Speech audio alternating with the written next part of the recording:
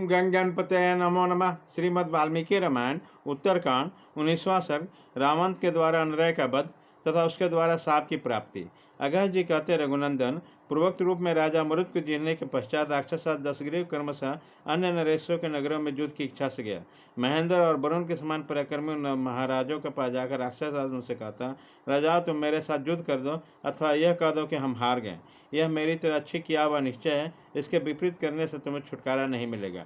वो निर्बल बुद्धिमान तथा धर्मपूर्वक विचार करने वाले बहुत से महाबली राजा परस्पर सलाह करके शत्रु की प्रबलता समझकर बोले, राक्षस हम तुमसे हार मान लेते हैं। दुष्यंत, सुरथी, गधी, गाय, राजा पुरवाय इन सभी भूपालों ने अपने अपने राजत्व काल में रावण के सामने पराजय स्वीकार कर ली।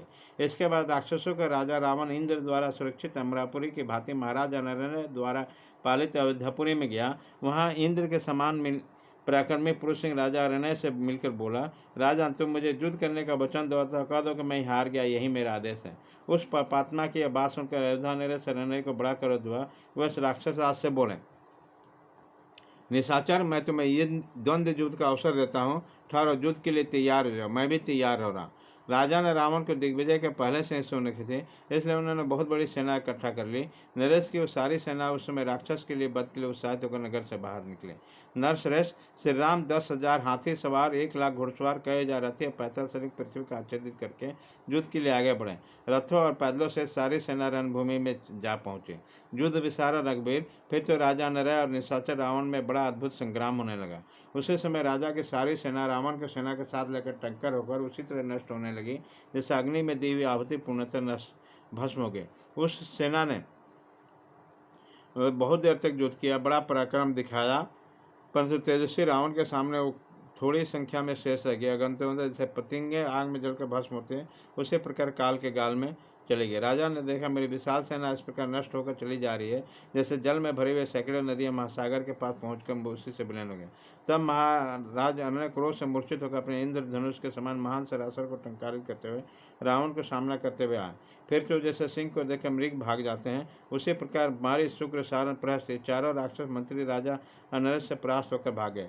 तत्पश्चात इस वाकु वंश को आनंदित करने वाला राजा अरण्य ने राक्षस राजा रावण के मस्तक पर 800 बाण मारे, परंतु जैसे बादलों से पर्वत शिखर पर गिरती हुई जलधराएं उसे क्षति नहीं पहुंचाती, उसी तरह बरसाते हुए बाण निशाचर के शरीर पर कहीं घाव न कर सके। इसके बाद राक्षस राज ने कुपित होकर राजा से मस्तक पर एक तमाचा जड़ा। इससे आहत होकर राजा रथ के नीचे गिर पड़ा। जैसे वन के वज्रपात में दग्ध हुआ शाखों का वृक्ष धराशाही हो जाता है, उसी प्रकार राजा अरण्य व्याकुल होकर भूमि पर गिरे और थर-थर कांपने लगे। यह देखकर रावण जोर से हंस पड़ा और उन्हें छक्कोबंद नरेश से बोला, इसमें मेरे साथ युद्ध करके तुमने क्या फल प्राप्त किया? नरेश्वर, तीनों लोकों में ऐसा कोई वीर नहीं है जो मुझे द्वंद्व दूध से दे सके। जान पड़ता तुमने भोगों में अधिक आसक्त रहने के कारण मैंने बल पराक्रम को नहीं सुना था।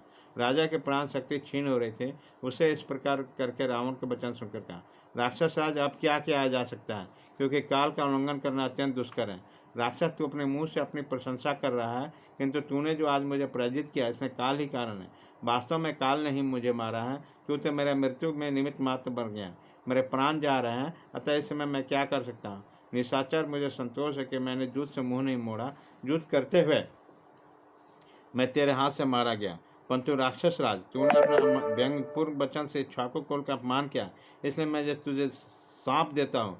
तेरे लिए अमंगलजनक बात कहूँगा। यदि मैंने दान पुण्य होम और तप किया गया, यदि मेरे द्वारा धर्म के अनुसार प्रजाजनों का ठीक ठाक पालन हुआ हो, तो मेरी बात सत्य होकर सुने। महात्मा इक्ष्वाकु वंशी नरेशों के इस वंश में दशरथ से नाम प्रकट होंगे, जो तेरे प्राणों का अपहरण करेंगे। राजा का इस प्रकार साप देते हैं मेघ के समान गंभीर स्वर में देवताओं की दुदंबी बज उठी और आकाश से फूलों के वर्षा होने लगी। राजा धीराज श्री राम तदंतर राजा अरण्य स्वर्लोक को सुधारे। उनके स्वर्गामी हो जाने पर राक्षस रावण वहाँ से अन्यत्र चला गया। इसी प्रकार श्री वाल्मीकि निर्मित आश्रमण आदि काव्य के उत्तरकांड में 19वां सर्ग पूरा हुआ।